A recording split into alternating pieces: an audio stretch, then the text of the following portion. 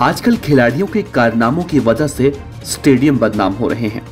दिल्ली के छत्रसाल स्टेडियम में सागर धनखड़ को पीटने के बाद सुशील पहलवान पर जिस तरह से एक के बाद एक कई आरोप लगे हैं, उसमें छत्रसाल स्टेडियम का नाम बार बार आ रहा है। हर बार जब भी ये खबर हम सुनते हैं, दिल्ली के छत्रसाल स्टेडियम का जिक्र होता है। छत्रसाल स्टेडियम को सुशील पहलवान की वजह से अब बहुत सारी बदनामियां देखने को मिल रही हैं और ठीक ऐसा ही एक मामला और सामने आ रहा है, जहां पर एक ऐसे ही कोच ने एक स्टेडियम को बदनाम कर दिया।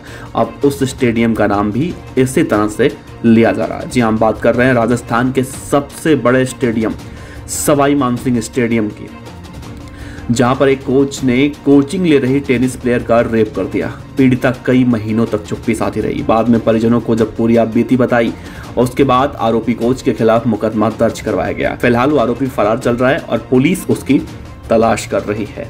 चलिए आपको तस्दीक से पूरी कहानी बताते हैं, उस हवसी कोच के हवस की पूरी कहानी बताते हैं। राजस्थान की राजधानी जयपुर में एक ऐसा मामला सामने आया जिसमें सवाई मानसिंह स्टेडियम कोच ने कोचिंग कर रही टेनिस प्लेयर को आगे बढ़ाने का झांसा देकर रेप किया।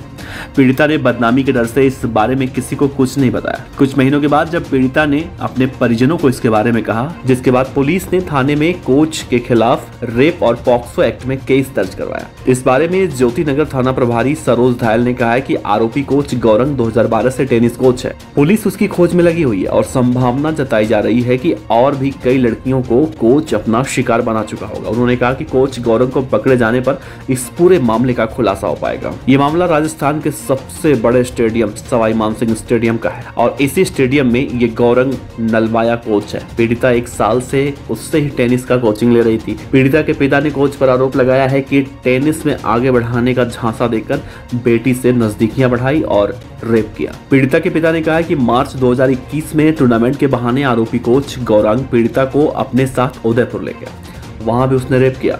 इसके बाद जब बेटी वापस आई तो परिजनों ने उसके व्यवहार में कुछ बदलाव नोटिस किया। परिजनों ने इसकी वजह पूछी तो पहले तो उसने कुछ नहीं कहा, लेकिन बाद में पूरी घटना की जानकारी दी। इसके बाद वे ज्योति नगर थाने गए और कोच गौरंग के खिलाफ मुकदमा दर्ज करवाया। फिलहाल उस आरोपी कोच की पुलिस खोजबीन कर रही है।